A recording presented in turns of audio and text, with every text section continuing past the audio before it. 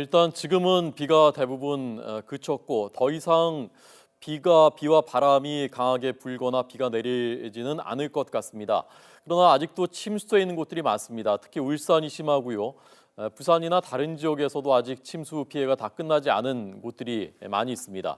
그래서 지금 이런 상황에서 어떻게 해야 되는 것인지, 어떤 부분에 주의를 해야 되는 것인지 김동원 재난안전원장에게 잠깐 조언 듣겠습니다. 안녕하십니까? 네, 안녕하십니까. 네. 김동원입니다. 이렇게 침수돼 있을 때요. 어떤 것들에 제일 먼저 조심을 해야 되고 어떤 것들을 유의해야 되는 겁니까?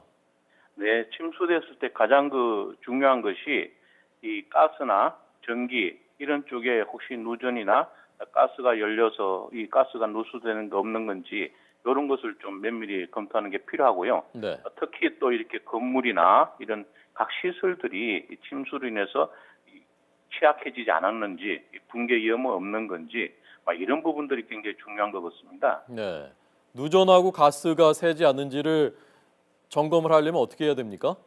아, 가스 같은 경우는 네. 사실 나중에 집안에 들어가든지 이렇게 할 때 침수됐던 집에 들어갈 때 네. 다 문을 다 열어서 이제 이 가스를 좀 이렇게 채여 있지 않도록 하는 게 중요합니다. 그래서 예. 혹시 이 가스가 나와서 이렇게 차여 있었다면은 다른 또 화재로 이렇게 번질 우려가 있기 때문에 네, 네. 다 이게 환기를 시킨 후에 들어가야 된다는 그런 부분이 있습니다. 예. 예. 누전은요? 예,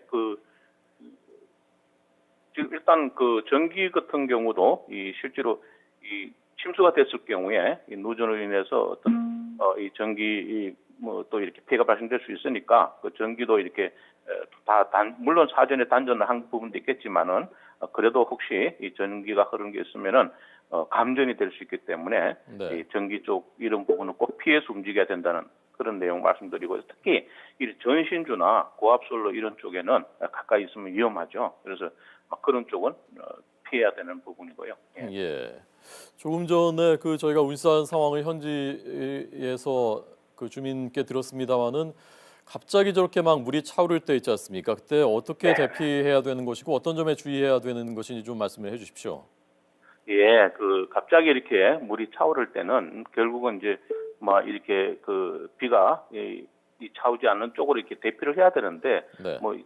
통상적으로 이렇게 높은 지역으로 대피를 해야 됩니다. 그래서 건물 같으면 이제 옥상에 올라간다든지 이런 부분이 있겠습니다만은 이런 갑자기 빗물이 차오를 때 항상 우리가 이런 사전적으로 이렇게 이 큰 폭우가 올 것이라는 거 알고 있기 때문에 그런 경우에 사전적으로 대피할 준비를 하고 있어야 되고요. 그래서 항상 이렇게 휴대폰도 또 이 배터리 여유를 좀 준비를 하고 또 이렇게 물이나 또 이렇게 여러 가지 상황에 따라서는 긴급하게 우선 할 그런 일용식품들도 좀 준비도 하고 해서 이렇게 대피할 수 있는 준비를 가지고 이렇게 하는 게 중요하죠. 예.